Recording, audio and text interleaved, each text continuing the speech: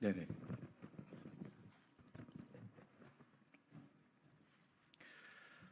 네, 그럼 10시 40분 기자회견 시작하도록 하겠습니다. 안녕하십니까. 저는 대한민국을 더욱 정의롭고 민주적인 사회로 만들기 위해서 검찰 사법개혁 분야에서 앞장서고 있는 시민단체 사법정의 바로세우기 시민행동의 상임대표 김한매입니다.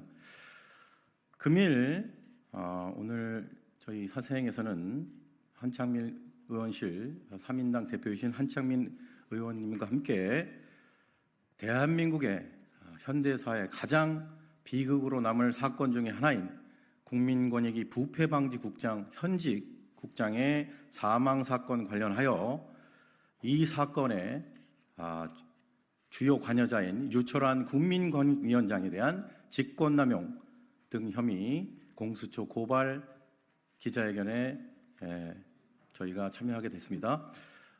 금일 기자회견 참석자를 소개해 드리겠습니다.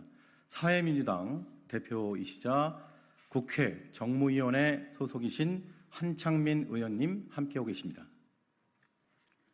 그리고 이 사건을 국민권익위원장의 개인적 비리뿐만 아니라 비극적인 김 국장의 사망 관련해서 적극적으로 보도하고 계신 시민언론 뉴탐사의 선임 기자이신 강진구 기자님 함께하고 계십니다.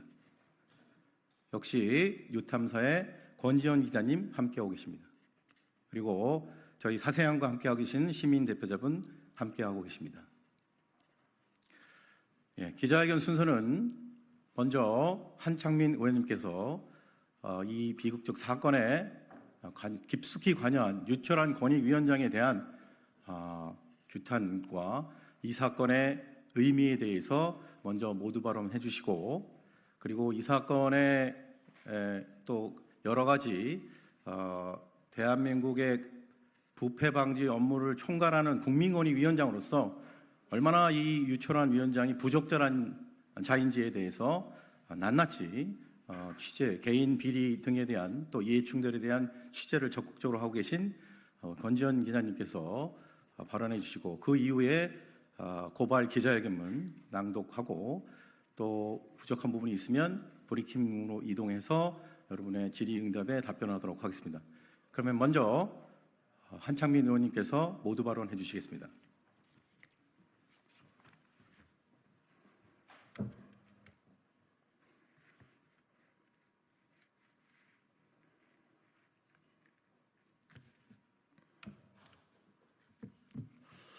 안녕하십니까.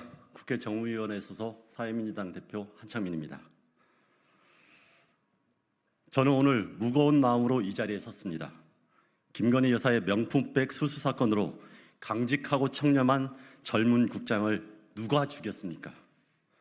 권익위가 전 국민의 조롱거리가 되고 이로 인해 부패방지 실무 책임자였던 고인이 죽음에 이르도록 조직의 수장인 유철한 위원장은 무엇을 하고 있었습니까? 대한민국의 국민이라면 다 아는 사실입니다. 진실 앞에 국민권익위는 민원 처리 기간을 3번이나 연장하면서 이 사건을 혐의 없음으로 종결 처리했습니다. 김모 국장은 이 사건을 수사기관에 송부하지 않고 자체 종결 처리하는 부분을 밀어붙인 국민권익위 수뇌부이자 자신의 상관인 유철한 위원장과 정승윤 부위원장과는 생각이 많이 달랐다고, 그와 관련해서 주변 지인들에게 나의 소신과 양심에 반한다, 수뇌부와 생각이 달랐다는 취지의 심경을 수차례 토로했다고 알려지고 있습니다. 국민권익위를 망가뜨리고 부패방지 시스템이 파괴하면서까지 대통령 부부 면죄부주의에 급급한 건 국민권익위를 보면서 고인의 고뇌와 심적 고통이 어떠했을지 가늠하기 힘듭니다. 부당한 권력의 그림자 아래 숨겨진 불법과 비리를 드러내고 진실규명과 책임을 묻는 것은 반드시 국회가 해야 될 소명입니다. 그럼에도 국민권익위를 소관기관으로 둔 국회 정무위원회는 여당인 국민의힘의 비협조로 제 역할을 하지 못하고 있습니다. 이에 권익위에서 발생한 심각한 문제점을 밝혀내고 실질적 책임을 명백히 하기 위하여 유철한 권익위원장을 시민사회단체와 함께 공수처에 고발합니다. 공수처는 이미 고발된 정승윤 부위원장 건과 함께 철저히 수사함으로써 그동안 권익위에서 어떤 불법과 부당한 일이 자행되었는지 밝혀주시길 바랍니다. 수사가 제대로 이루어져서 억울하게 유명을 달리한 김모 국장의 명예를 회복하고 진실이 명명백백 드러나길 바랍니다. 또한 유철한 권익위원장은 임명 직전 3년간 자신이 대표 변호사였던 법무부인 주원과 로하나에서 학교법인 사밀학원과 협성대학교로부터 법률 고문비를 받고 고문 업무를 했음에도 불구하고 취임 시 관련 내용을 신고하지 않았습니다. 이는 이해충돌 방지법 제8조 1항 신고 부분을 위반, 공직자의 이해충돌 방지에 해당하는지 그 여부를 꼼꼼히 따져봐야 될 사안입니다.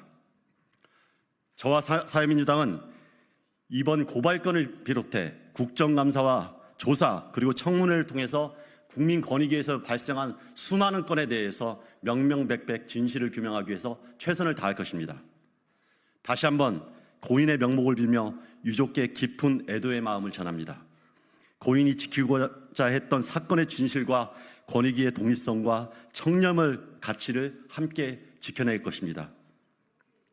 앞으로 이어질 모든 사건 관련한 일련의 상황에 대해서 기자분들과 국민들께서 계속 관심을 가지고 지켜봐 주시길 당부드립니다. 고맙습니다. 네, 감사합니다. 다음은 국민권익위원장으로서 대한민국의 부패 방지 업무를 총괄하는 기관장으로서 유철한 권익위원장이 얼마나 부적절한 인사인지에 대해서 개인적인 비리 부분까지 추적 취재하고 있는 시민언론 유탐사의 권지현 기자님으로부터 발언을 듣도록 하겠습니다.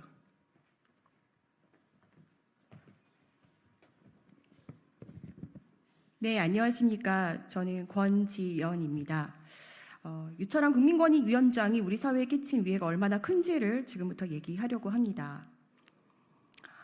제가 유철한 위원장에 대한 취재를 시작하게 된 건 그에 대해서 제보해 오는 그가 소속된 교회 교인들의 호소가 있었기 때문이었습니다. 유철한 위원장은 흔히들 장애를 이겨낸 판사 출신 변호사로들 많이 알고 있었고 현재는 국민권익위원장 자리에 올라 있죠.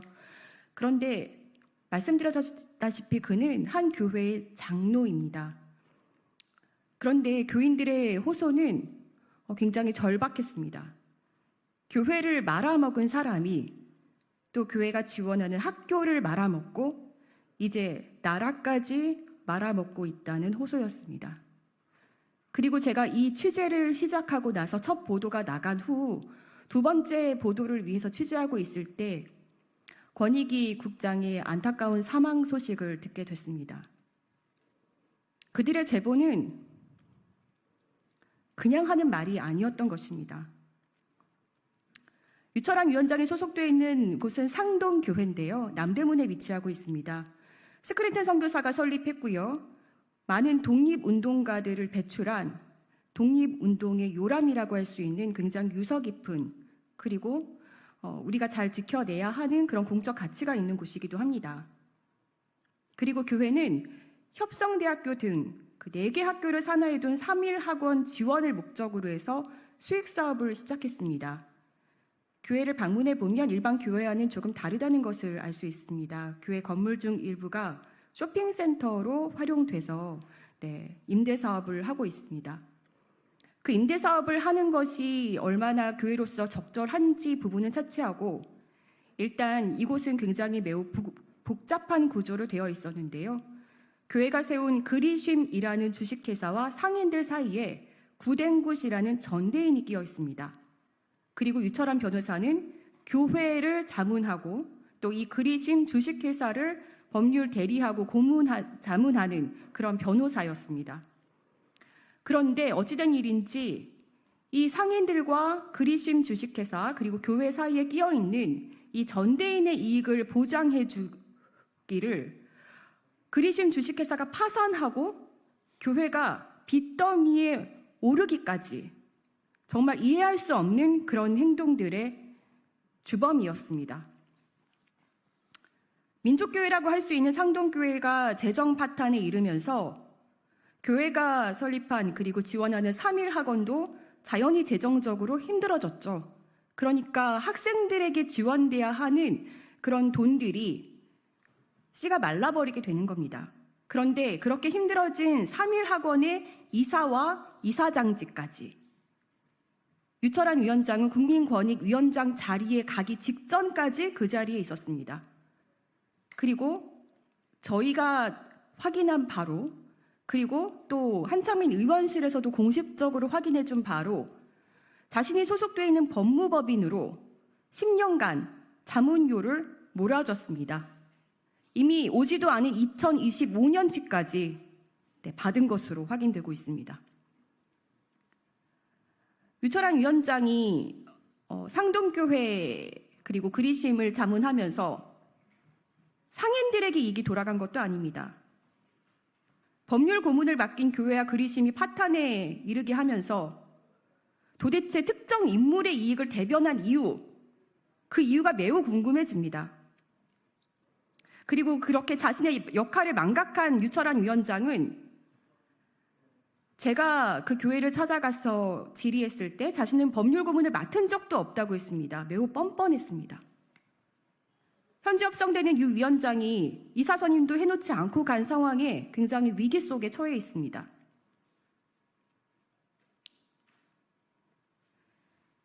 유철한 위원장은 혹시 몇 년 후면 국민권익위원장직도 맡은 적이 없다고 말하는 거 아닙니까? 얼마 전 김건희 명품백 수수 관련해서 외압으로 힘들어하던 권익위 간부가 스스로 목숨을 끊었죠. 빈소에서도 유 위원장을 만났습니다. 조용히 물었습니다. 저도 빈소에 조문을 갔다가 유 위원장의 모습을 보고 그대로 지나칠 수는 없어서 책임을 느끼는지 물었는데요. 권익위 직원들을 그때도 자신의 호위병 삼기에 바빴습니다. 본인의 자리가 어떤 자리인지 인식하지 못하는 사람이었습니다. 그 자리에서 하는 일이 특정 누군가를 보호하는 일이라는 게 개탄스럽습니다. 그런 중에 저는 빈소에서 평소에 교인들이 항상 유 위원장이 위원장직에 오른 후에 휠체어를 끌고 오는 대동에서 오는 사람이 있는데 이 사람이 권익위 직원인 것 같다라는 의심들을 저에게 전해오셨습니다. 그런데 빈소에서 그분의 모습도 봤습니다. 그리고 그분이 권익위 직원이라는 사실을 확인했습니다.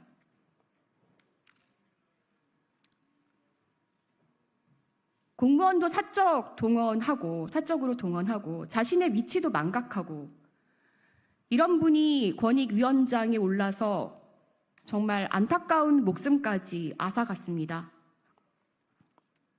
저는 기자로서 유철한 위원장에 대한 다른 비위 사실들도 계속해서 철저히 취재하도록 노력할 것이고요. 많은 기자분들이 함께 관심 가져주시고 이 사안이 이제라도 조금은 더 정의로운 방향으로 결론 지어질 수 있도록 함께해 주셨으면 좋겠습니다. 네, 제 발언 여기서 마치고 유철한 위원장을 우리가 함께 고발하고 그리고 감시해야 하는 이유에 대해서 강진구 기자께서 좀 더 부연 설명해 주시겠습니다.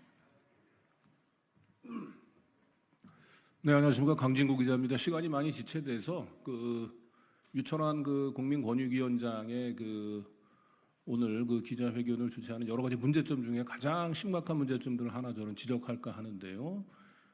유철한 국민권익위원장은 권익위원장이 되고 난 뒤에 국민권익위 소속 국가공무원을 본인이 사적으로 예배를 보는 자리에 본인의 휠체어를 끌게 했습니다. 이건 매우 심각한 부패 범죄라고 하지 않을 수 없습니다. 여러분들이 기억하시겠지만은 2015년도에 대한항공의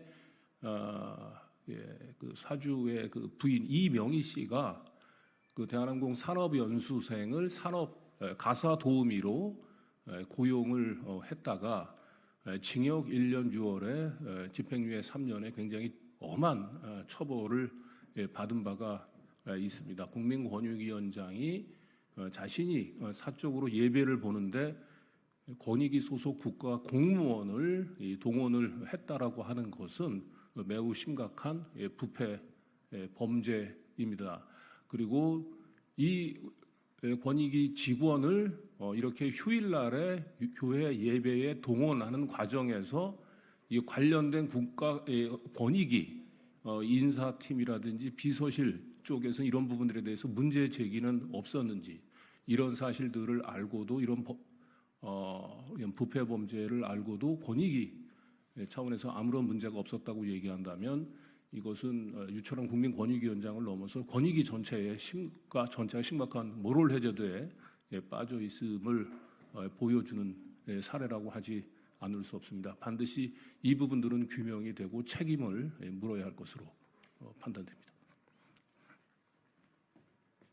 네, 그러면 빠르게 기자회견문 낭독하도록 하겠습니다.